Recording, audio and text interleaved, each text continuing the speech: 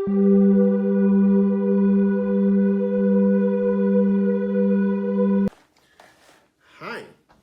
my name is Dr. Gombele. I'm inviting you to another series of our health presentations.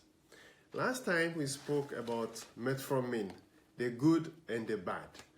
And today we're going to continue in our series talking about medications that we use in the treatment of diabetes along with diet, exercise, and education.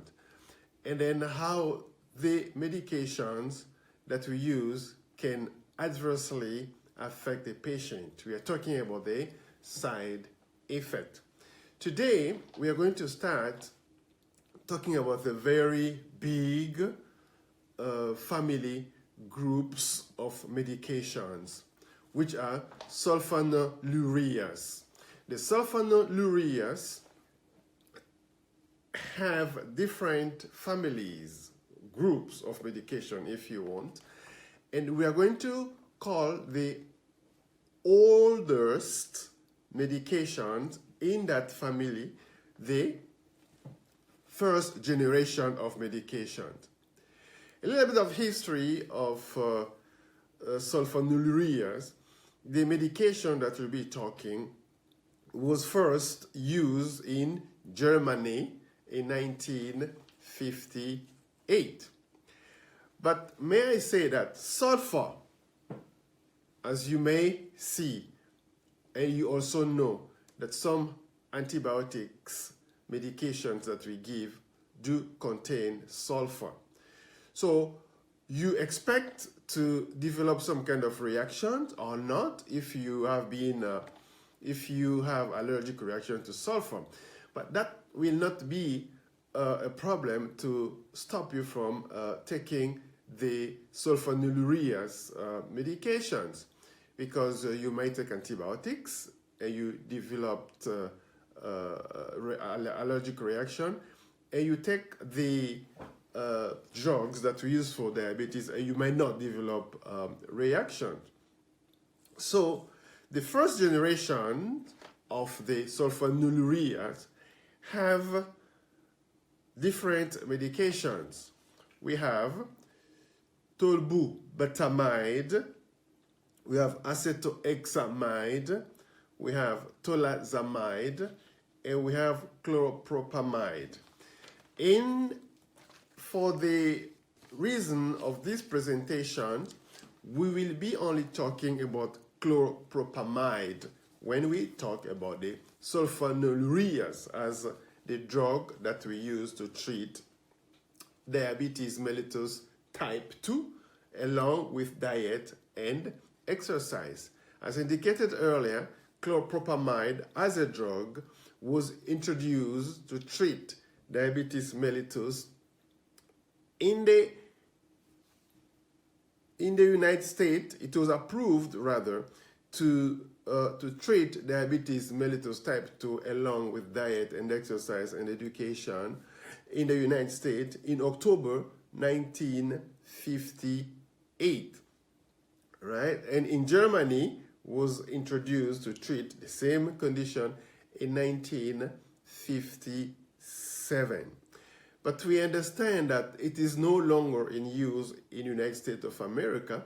But I have patients who come to me with their drugs and they just need to refill their prescriptions. And after asking them any side effect, rash, as we're going to talk here, they say no, they are quite fine. And we check the blood sugar, it's controlled. So I rewrite the prescription.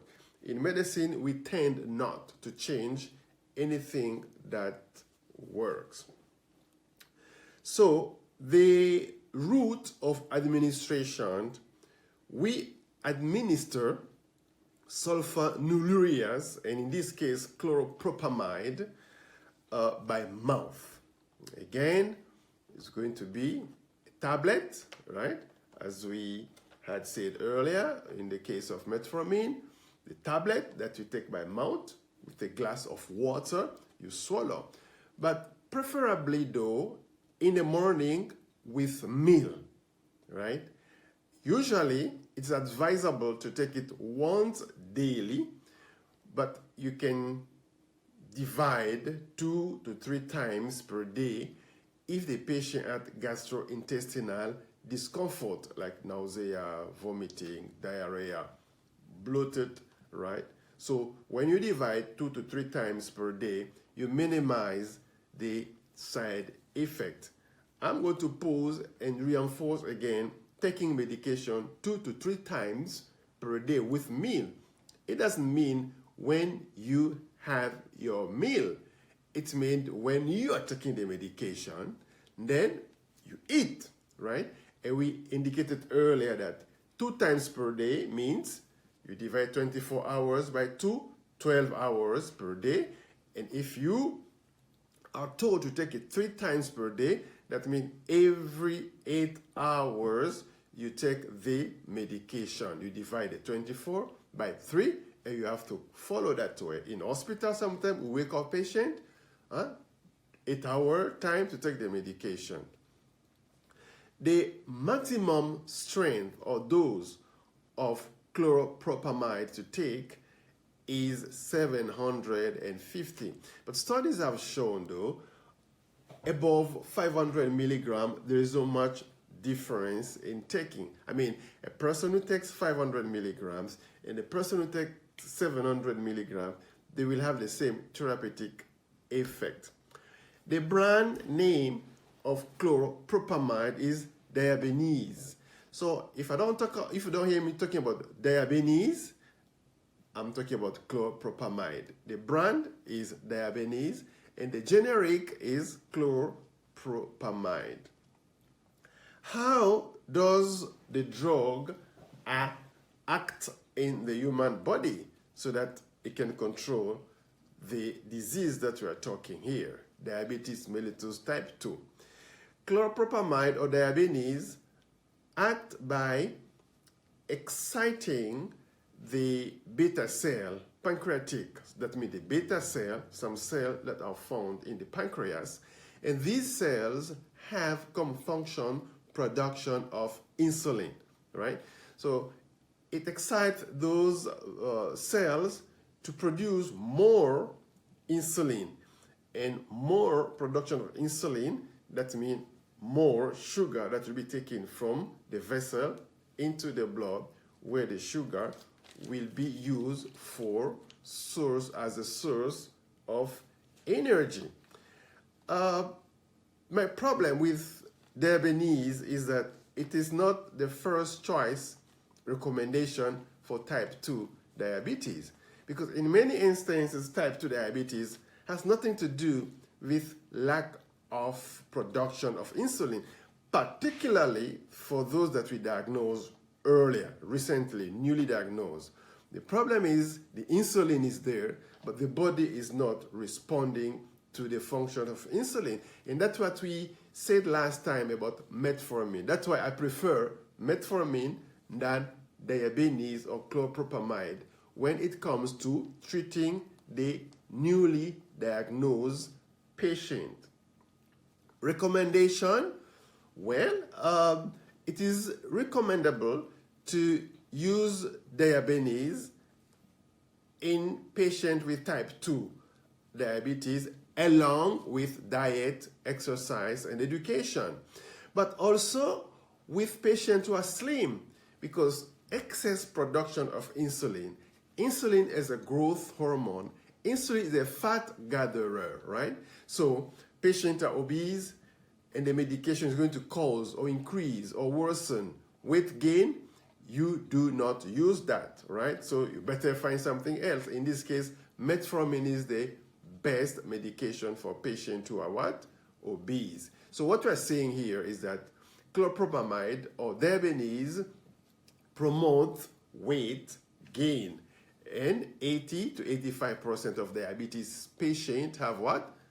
Have obesity or they are overweight. So you don't want to worsen that particular condition, which also complicates the management of diabetes. Before we continue, as usual, I'm going to ask you to like, share, subscribe, Importantly, click the notification bell so that when I upload my very next video, you can be notified. Where is the chloropropamide metabolized? By metabolized, we explain that where is it breaking down so that it can exit the body. The breaking down is done in the liver, but only less than 1% of the drug is broken down in the liver. And the excretion is where the blood get out of the human body is through the urine, and it get out of the human body unchanged, right? So the drug we consume, only 1% is broken down, modified, but the 99% of the drug comes out in the urine, right? So are there any contraindication in the use of this drug? Contraindication, we need medical circumstances, condition that person should not take the drug. Yes. Number one is if you have kidney problem. If you have kidney problem, you are not supposed to take the drug. If also you have liver problem, you are not supposed to take the drug. If you are pregnant, you are not supposed to take the drug. And if you are breastfeeding, I read a review by a pharmaceutical company. Well, if you are breastfeeding, you can still use the drug, and then keep monitoring the drug to the baby.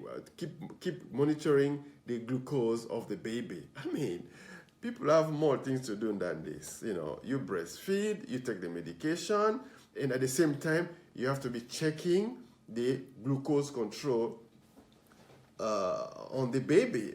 What is that? Full stop, do not take. Because what we have found is that there is a small amount of the drug that comes out through the milk that the mother uses to birth a child. And now if the child will consume that milk, that means the child will also be what? Consuming the drug. And the drug is highly potential hypoglycemic.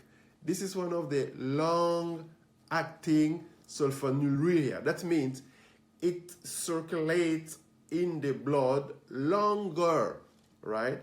And the longer a medication remains in the blood, more active, more strength it will be, right? The half-life of this drug, the half-life means the time you consume the medication and then to the time the medication becomes powerless, so to say. It is 36 hours, right? So that means if you take it at 8 o'clock in the morning, tomorrow night, after 24 hours and 12 hours, then the drug becomes weak and you continue taking, get stronger. So full stop. Breastfeeding, do not take the medications. Pregnant lady, do not take the medication. Obese, do not take the medication. Newly diagnosed, it is not the medication of choice. The medication of choice for the newly diagnosed patient is metformin, as we mentioned yesterday. All right? So interaction. Remember, interaction is the way the medication that you take interacts with other drugs, right? The interaction can mean the medication gets stronger or the medication gets weaker when it comes in contact with other drugs. So it has a lot of medications that interact with it. 450 drugs that interact with Diabinese or chloropropamide. But that's not your concern. Leave that to us and we will find out what to do. Us medical doctors. Before we continue talking about the side effect, this is really where the problem is. The side effect that we need to know so that we can look out for them, so that we can report to the doctor or to the nurse or to the pharmacist next time we go to buy or refill or to see the doctors. Before we talk about the side effects, I'm going to invite you again to share, like, subscribe, and more importantly, click the notification bell so that when we upload our very next videos, you can be notified.